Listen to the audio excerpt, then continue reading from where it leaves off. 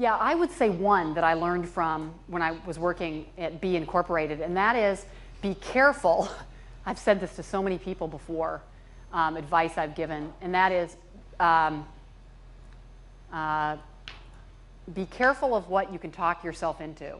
Because if you're a talented person, all of you are obviously, you're here, you're at Stanford, you're smart, you're bright, you can probably talk yourself into a job you have no business doing. And that's what I did at B. I talked myself into being the head of marketing, going out and taking a computer hardware and software platform and building out the evangelist piece and all this sort of stuff. I was an enterprise software salesperson executive at Lotus. What business did I have being in a company with 10 engineers? That was it.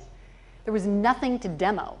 And if there was something to demo, I had to do it and understand the guts of an operating system of a computer. I remember showing up my first day. I should have known the first day on the job because I go into the offices in San Jose. There's 10 engineers. They're all, working. And there was a phone sitting on a table.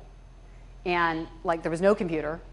And when I asked about a computer, I was told, oh yeah, just go find one of those clone manufacturers down in San Jose and go get a computer. Well, I didn't know how to do that. I opened up the phone book, whatever. Okay, I found one. I drove to it.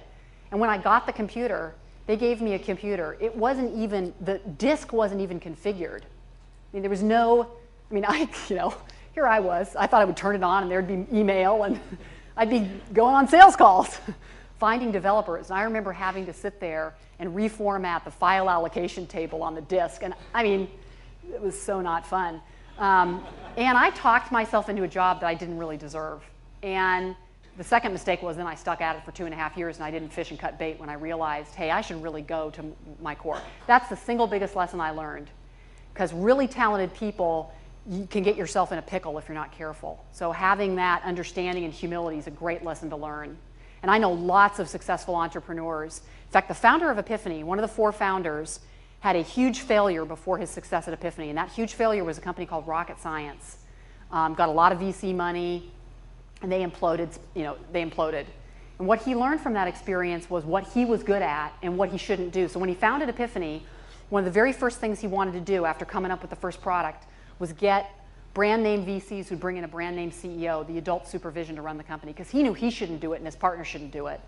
And he learned that through a failure.